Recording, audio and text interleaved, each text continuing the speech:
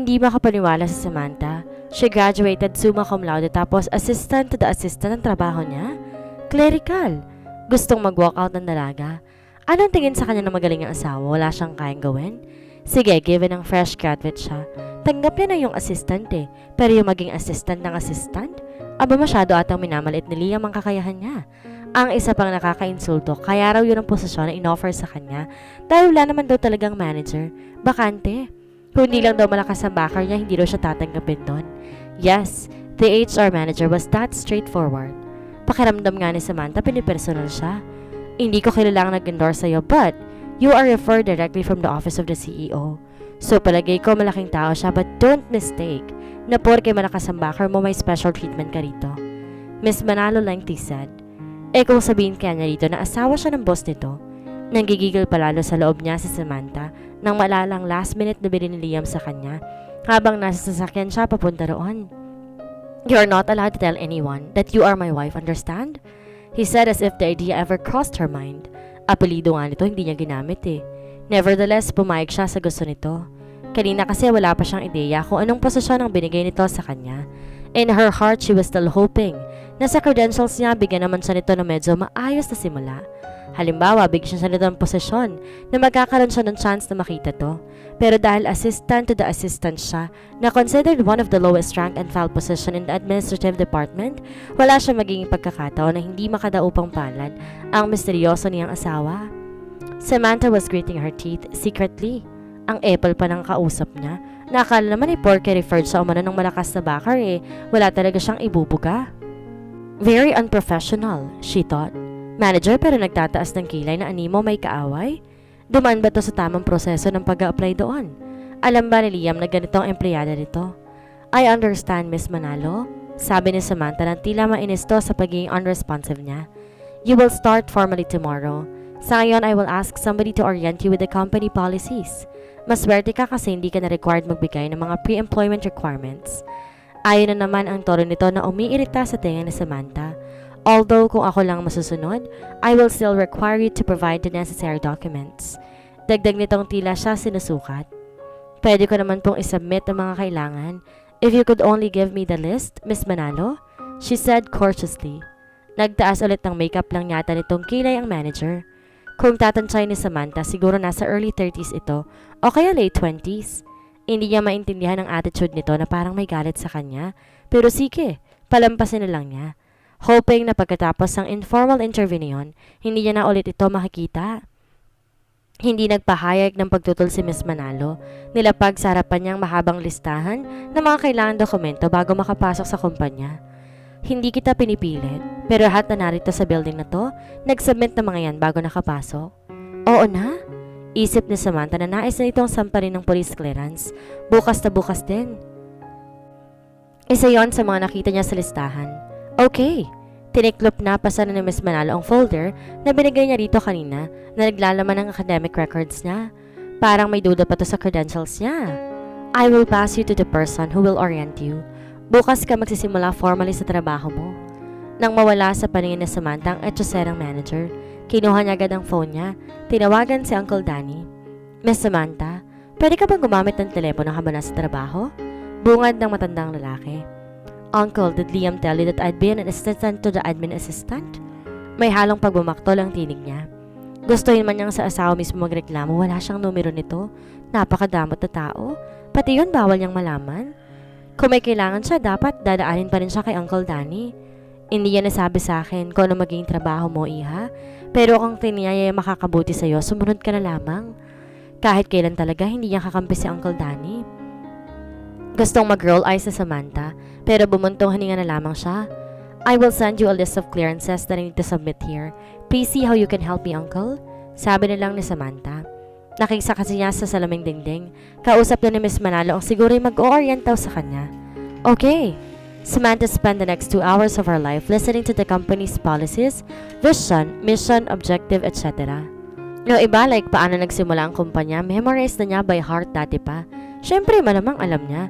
Hello, asawa siya na may-ari. Pero nakakatawa na alam niyang history. Ang humble beginnings ng kumpanya and yet yung asawa niya, di pa niya nakikita sa loob ng 16 na taon. Di niya maintindihan. Why was Liam so mysterious? Mamayang hapon, ipapakilala kita sa department mo, sabi ni Miss Dizon. Kumpara kay manager, mas malumanay ito at palangiti. Lunchtime na. Did you bring your own lunch? O lalabas ka? Lalabas na lang ako, salamat. Tugon ni Samantha. Sige, please be back by 1 o'clock. Di na si Samantha lumayo. Dahil sa tabi lang ng opisina ay ang mall na isa sa pagmamay-ari ni Liam. It was one the farthest to their house. Nasa norte ng Luzon sila nakatira, pero nag-oopisina si Liam sa timog. Ni hindi alam ni Samantha na kay Liam din ang prestihiyosong building kung saan nakabase ang opisina nito. And here she was thinking that she knew the company's history. Hindi yan account ang building na yon. Or maybe, because just like what Uncle Danny said this morning, Liam was venturing on real estate as well. She heaved a sigh as she crossed the street. Pagbibigyan niya si Liam ngayon. She would see kung anong kainitan ng pagtatrabaho niya para dito. Samantha's task was to assist the admin assistant whom she already met as Norma. Okay naman to, mukha namang friendly. At ang duties and responsibilities ito, filing ng documents, taga-sagot ng telepono, taga-sort ng email, taga-xerox, at taga kung ano-ano pang clerical. Samantha was depressed because she knew she could do better than those things. Sigurado siya na kapag sa ibang kumpanya siya nag-apply, hindi gano'n ang magiging trabaho niya.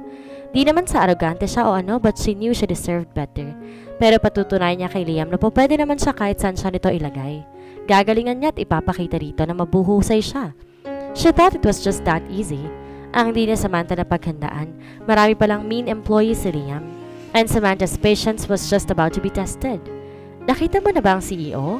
Samantha randomly asked Norma one boring day while she was photocopying memos to be distributed to the company's various departments.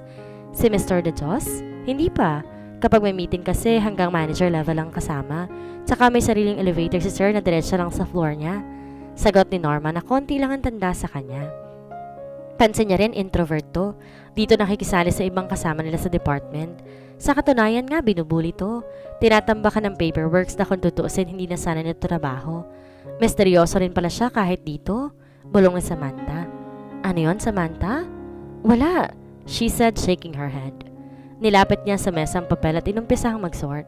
Eto pa, kailangan to in 30 minutes. Nagliparan ng mga inaayos sa Samantha dahil pabagsak na nilapag ni Blessy sa mesa niyang isang makapal na folder.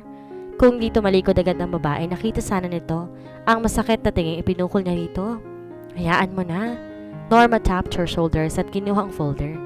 Kung hayaan mo silang ganyan, kakaya-kayanin ka nila. Magkakapareho lang kayong assistants. Sabi ni Samantha na napalakas ang boses.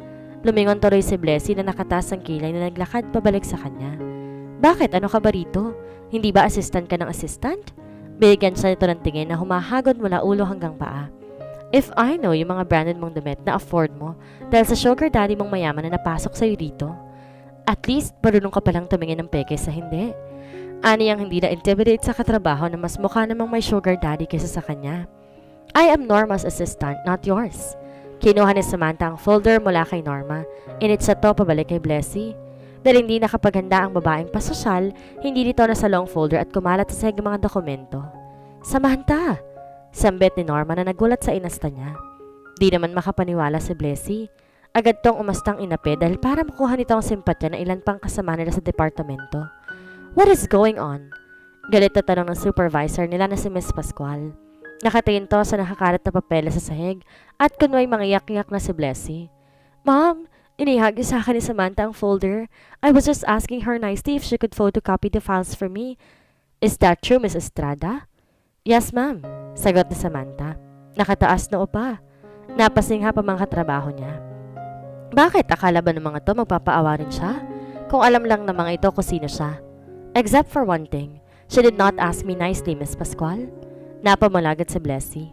Akala ata nito pipiyok siya. She was wrong. Hindi siyang yuyuko sa mga kagaya nito. Si Liam nga na boss ng mga ito gusto niyang hiwalayan. Speaking of which, Samantha reminded herself that she needed to have a word with him about the job that he gave her. Nung una gusto niyang patunayan na sarili niya kaya tinanggap niya ang trabaho. Pero na-realize niya wala siyang mapapatunayan kung Xerox machine at filing cabinet lang araw-araw niyang kaharap. Nagsisinungaling siya. Protesta ni Blessy. Samantha won that time kaso mula noon naging mainit sa Samantha sa paningin ng mga katrabaho niya. Yung sugar daddy mo bang naghatid sa'yo, Samantha? Kakarating lang ng dalaga, bungad agad sa kanya ni Kendra. Alipores ni Blessy, isa ring sasalerang palaka, sabay naman ng pag-mix and match ng outfit nito. Wala silang uniform tuwing Friday. Ang attire ni Kendra, violet na pants, yellow na blouse. Ice cream lang, ube cheese flavor. Napangisi si Samantha sa isip kaya hindi niya na pinatulan pa ang babae. Malamang nakita siya nitong umibes mula sa luxury car na pagmamayari ng boss itong di nito nalalaman na asawa niya. Tell me, anong posisyon niya sa kumpanya? Direktor ba? Sumunod si Kendra ng pwesto sa kanya. Ikaw na ang bahalang manghula. Ani ang hindi napipikon. Gosh, ilang libo bang allowance mo para maka-afford ka ng ganon para sa sasakyan? At by driver pa. Siguradong magaling yung magkambing sa kama. Blessy butted in. Nakadarating lang, pero mukhang alam na alam agad ang pinag-uusapan. Kaso ang pang-insultong yung nanulas sa labi nito ay nagpaakit ng dugo si Samantha sa ulo niya. For her, that was below the belt. She counted down from 10 para kalmahin ang sarili. Hindi siya ganong klase ng babae. Tama ba ako, Samantha? Lumapit pa si Blessy sa kanya habang ang kamao niya ay nakakuyom na. But the lady put a hand atop her clenched fist as she insulted her further, even whispering her next words right beside her ear. You are a slut. Everything you have is from your indecent job of making an old man happy in bed. Why so silent, Samantha? Did Blessy hit a nerve? Gatong ni Kendra. Sa ines biglang tumayo sa Samantha. Hindi alintanan na kayuko pala sa kanyang nakatukod pang kamay sa mesa niyang si Blessy.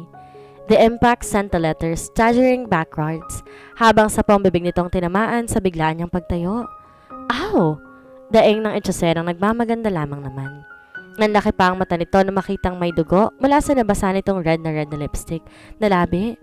Di ni Samantha ito pinansin. Di niya kasalanan yun na nakaharang to. Samantha walked out of the room. She felt suffocated. But that incident sent her to the HR office later that morning. Parang sa school lang? May guidance office? We don't tolerate this kind of behavior, Miss Estrada, sabi ni Miss Manalo. Sinusubukan mo ba talaga ang pasensya ko? Napakarami na namin naging empleyado rito pero ikaw ang bukod tayong hindi na dumaan sa tamang proseso ng pag-a-apply. May gana pang gumawa ng gulo? You weren't there, but you are accusing me like you witnessed what happened firsthand? Ani ang hindi patatalo. Really? So what is your account then? Why would I bother telling you if you're already convinced that I was the wrong one? Nakibit balikat ang manager. Tatandaan niya talaga ang mga ito at kapag nakakuha siya ng pagkakataon, isusumbong sila kay Liam. Get back to work. I will serve your memo before the day ends. Pigil ang Ines at pag nais sa sagutin pa ang babae, nagmarcha siya palabas ng opisina nito. Samantha would give it another few days. Kapag hindi niya nagkasundo ang mga insecure niya mga katrabaho, hindi na siya papasok pa. She will find herself a job na i-value ang credentials niya at siya na rin bilang tao. Because sadly, ang ini-expect niyang magandang work environment sa kumpanya ni Liam, wala. His employees were a bunch of insecure and trying hard socialites. Samantha shouldn't have given them another chance. The next Monday, she was in Miss Manalo's office once again. Noon lang naibigay ang memo niya na hindi na-serve ng Friday. It's supposed you to be a suspension, Miss Estrada, but the Vice President for Human Resources disagreed to give that kind of sanction. Wika nitong malumanay ang tinig pero puno ng pagdududa. And it got me thinking, why would she interfere with a small matter like her case? She did not answer. Hinayaan ni Samantha itong magsalita. Aba malay ba niya? Small matter lang naman pala, bakit kailangan pang i-accelerate sa level ng Vice President? Anyway, just sign this and submit a written explanation, Miss Estrada. Miss Manalo continued. Pumirma na lang siya para matapos na. Sa email naman ang explanation eh. I-email niya kaya ang CEO. Hindi niya alam ang email correspondence si Liam. Numero nga hindi niya alam, email pa kaya? Tsaka para anong purpose kung sakali? Para ipagmalaki dito ang gumagawa siya ng gulo kahit assistant to the assistant lamang siya? Hindi ka suspended? Sa lubong ni Blessy na nagtatakang nakaupo, pabalik sa pwesto niya. Hindi pa. Mapang-asar na samagot sa Samantha. Ines na tumalikod ang babae at nagpatuloy sa trabaho nito. Coffee break nang utusan si Samantha ni Mr. Pascual na ibili ito ng kape sa coffee shop sa baba. She gladly obeyed para lang pansamantala mawala sa paningin niya sina Blessy at Kendra na parang lagi may pinaplanong hindi maganda laban sa kanya.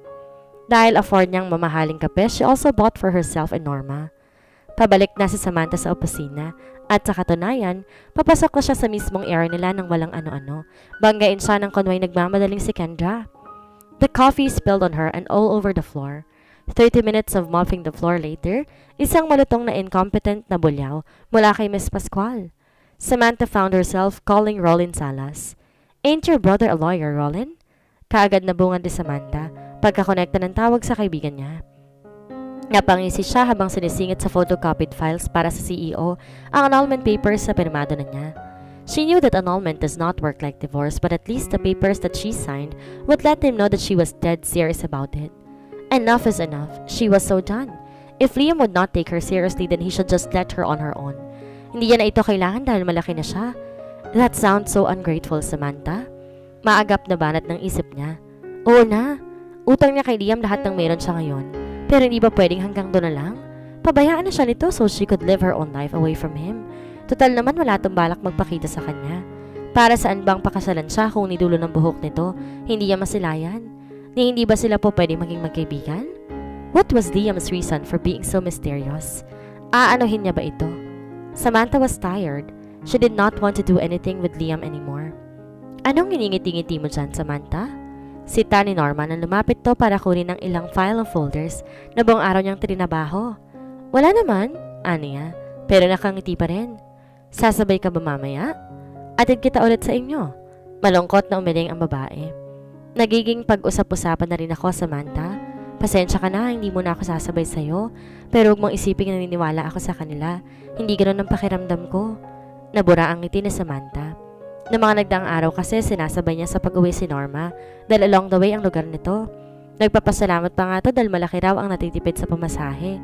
Akala niya nakakatulong siya, yun pala nakasama pa ang closest nila. Hindi ba talaga siya titigilan ng mga insecure niyang katrabaho? Kung ganon, tama lang na umalis na siya roon. Walang silbi ang pagtatrabaho niya bilang utusan ng kanyang asawa. Kapag may nakaalam noon, mas magiging katawa-tawa siya. Imagine asawa ng boss mo, pero mas mababa pang posisyon sa'yo? Samantha shook her head. Sana makita kagad ni Liam ang annulment papers. Sinigurado niyang sa importanteng folder niya siningit yon. Sorry Samantha ha, hindi naman sa ano. Alam mo naman, okay na okay ka sa akin. Ayos lang, Norma. Para hindi na ito makonsensya, napilit siya ng ngiti. She suddenly missed Serena and Rollin. Di niya nabanggit sa huli ko anong sadya niya sa abogado nitong kapatid. Busy to nang tumawag siya kaya't binigay lang nito ang numerong kailangan niya. Nagbilin siya kay Attorney Salas na huwag sasabihin kay Rollin kung ano ang kinonsulta niya. Tumupad naman to sa usapan nilang sekreto lamang yon. Otherwise, baka sinugod na siya ng kaibigan niya. She had to ask another lawyer to draft the annulment papers for her kasi kapag si Attorney Santos ang aasahan niya, hindi niya kakampi ang matandang abogado. Salamat, iniwan siya ni Norma para dalhin sa supervisor nila ang mga dokumento. Samantha prayed na hindi na i-check pa ang mga yon. Ayaw naman niyang may makaalam na iba sa tunay na relasyon nila ni Liam. Although come to think of it, her referral came straight from the office of the CEO. Bakit walang nagdududa sa relasyon niya sa boss nila? Sa halip, pilit siyang ginagawa ng issue na may sugar dadding direktor ng kumpanya. Gusto niyang matawa. Si Liam de Dios ang sugar daddy niya mula noong 7 taong gulang pa lamang siya. Samantha, halika. Miss Pascual called her to her office the next day. Sumunod siya, kahit sa itsura pa lang na mataas sa bunto ng papeles sa mesa nito'y alam na niyang iuutos nito. I-sort mo mga to by project, okay? Tumango siya at nilila ang mga yun sa mesa niya. Her life had never been so boring. Inaantok siya habang ginagawa ang task niya sa araw na yun. She went to the pantry at pinagtimpla ang sarili ng kape. Kailangan niya yun kung gusto niyang manatiling gising. Ipagtimpla mo rin ako, Samantha, Blessy said, passing by her area, putting another pile of paperworks on her table. Dahil wala sa mood, tumayo siya para sundin na lang ang babae. Lagyan kaya niya ng asin sa halip asukal ang kape nito. O kaya timplahan niya sa malamig na tubig. Likas naman talaga siyang mabait, lalo kapag tulog. Kaya kahit ganap ang inis niya kay Blessy, tinimpla pa rin niya ng maayos ang kapeng hiniling nito.